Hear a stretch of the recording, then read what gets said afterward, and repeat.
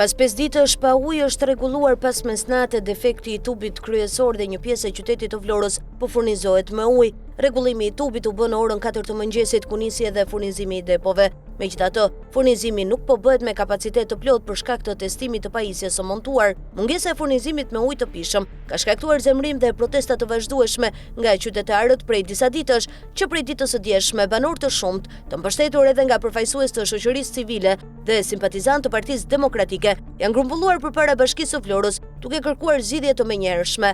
Protesta ka sjellë tensione të forta ku qytetarët kanë tentuar të futen brenda ambienteve të bashkisë dhe janë përplasur me forcat e policisë. Ata kanë goditur derën kryesore me bidona uji dhe kanë kërkuar takim me kryetaren e bashkisë, ndërsa policia ka ndërhyrë për të mbajtur situatën nën kontroll dhe për të garantuar rendin publik. Drejtori i Agjencisë Kombëtare të Ujësjelljes Kanalizimeve, Flowers Shoshi, sqaroi se ndërprerja e furnizimit me ujë të pishëm erdhi si rezultati i shkarjes së dheut dhe depërtimit të ujit në linjën e vjetër, ndërsa kryeministri Edi Rama në një status në rrjetet sociale përsëriti shpjegimin teknik të situatës dhe zhvendosi përgjegjësinë tek pjesët hidraulike jashtë standardeve të vitit 2009-2010, pra para se socialistët të vinin në pushtet. Përpjekjet për riparim gjatë 3 ditëve të fundit kanë dështuar pasi presioni i lartë ka çarë vazhdimisht pjesët e riparuara. Si pasojë, mijëra familje kanë mbetur pa ujë, ndërsa disa qytetarë janë parë duke mbushur bidona nga deti ose duke përdorur burime lokale me mjete primitive. Shërbimet kritike përfshirë spitalin dhe institucionet me rëndësi të veçantë furnizojnë përmes boteve të zjarrfikseve nga burimi i ujit ftohtë. Situata ka tensionuar edhe jetën sociale në qytet.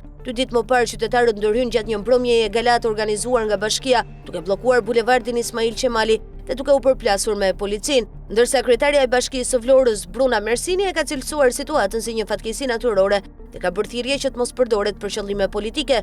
Sipas saj, zgjidhja përfundimtare është në proces, pasi pjesët rezervë për riparimin e defektit po vijnë nga Turqia. Gjatë protestës së djeshme, para qytetarëve është faqur edhe drejtori i përgjithshëm i Ujësjelljes Kanalizimeve të Shqipërisë, Flowers Shoshi, i cili u përball drejt për drejt me pyetjet dhe reagimet e protestuesve. Ai deklaroi se ndodhet prej 72 orësh në Vlorë dhe shpjegoi se defekti nuk është riparuar për shkak të presionit të lartë dhe vendodhjes së vështirë të avarisë. Ai sqaroi se defekti është shkaktuar nga gërryerja e dheut poshtë tubacionit si pasojë e ujrave dhe theksoi se ka dalë mes qytetarëve për t'u shpjeguar situatën dhe për dhënë garanci për zgjidhjen e saj. Autoritetet lokale shprehen optimiste se furnizimi me ujë do të normalizohet brenda orëve në vijim, ndërsa qytetarët e Vlorës veten në pritje të rikthimit të plotë ujit të pishëm dhe të një zgjidhjeje përfundimtare të kësaj krize.